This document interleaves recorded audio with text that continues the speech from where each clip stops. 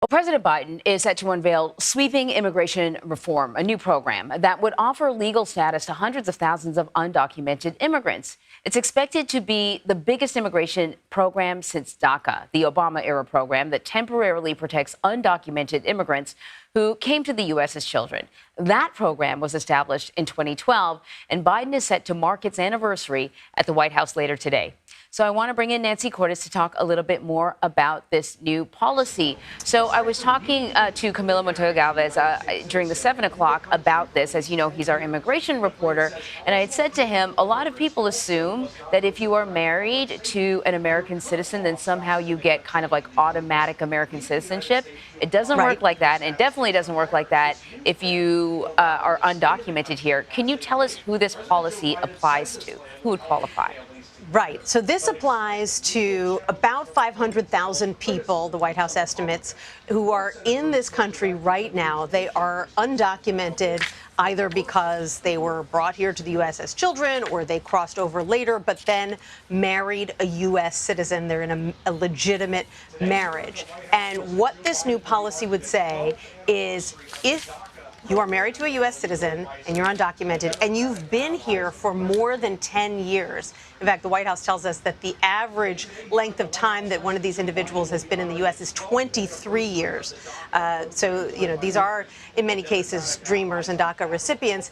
And you meet other eligibility requirements, you pass a background check, et cetera, then you can get in line for citizenship. And in the meantime, while you're waiting for that, you can work here legally. You can stay here legally. You can finally get a work permit and not be afraid that you are going to be deported.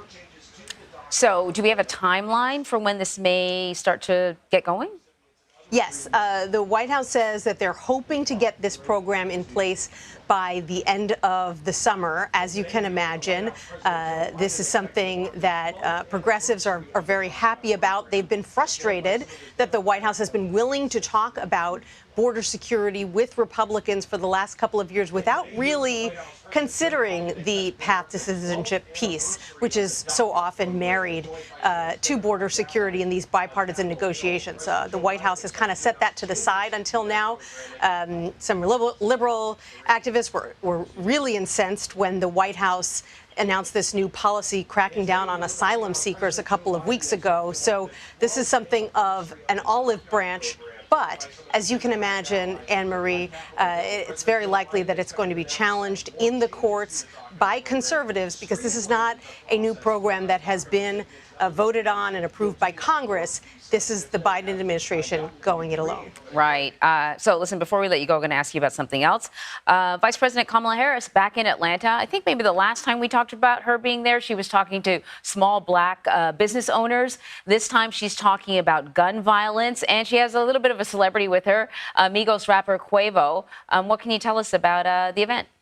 Yeah, so Quavo is holding a gun safety summit, and she is going to be in conversation with him on stage. This is an issue that's very personal to Quavo because he lost one of his friends, fellow Migos musician Takeoff, back in 2022 to gun violence in Texas. And so this is an issue of importance to him. It's obviously an issue of importance to the White House, particularly after the Supreme Court struck down this ban on bump stocks a couple of days ago.